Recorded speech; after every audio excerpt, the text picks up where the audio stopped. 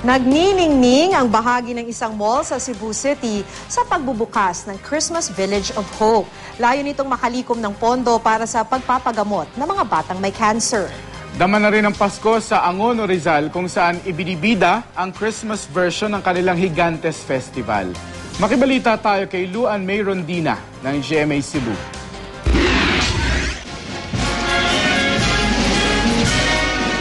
Piyesta kadalasang ipinaparada ng mga taga-Angono Rizal ang kanilang mga higantes. Pero sa kauna-unahang pagkakataon, ngayong magpapasko, mapapanood na rin ang mga Christmas versions ng mga higantes ng Angono. Kanina, may ibinida ng mga higanteng Santa at Belen. Binuksan naman ang Christmas Village of Hope sa isang mall sa Cebu City. Agaw pansin ang Belen at ang 30-foot Christmas tree.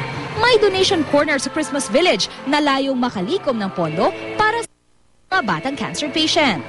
Pinaka majority sa funds nga manaraise sa ilahag yung chemo. Kay for one patient by 3 years, so pila ka pasyente ang kinahanglan patabangan. Sa isa namang hospital sa Kinapawan City, gawa sa mga ginupit na papel at pinatuyong dahon ng mga halaman ang mga nakadisplay na palamuting pampasko. Napakinabangan daw nila pati ang mga lumang resibo sa ospital. Bukod sa mga dekorasyon, hindi rin mawawala syempre ang mga pampaskong pagkain gaya ng puto bumbo.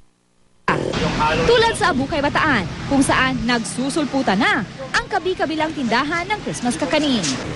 Luan May Rondina, Nagbabalita, Pilipinas. 25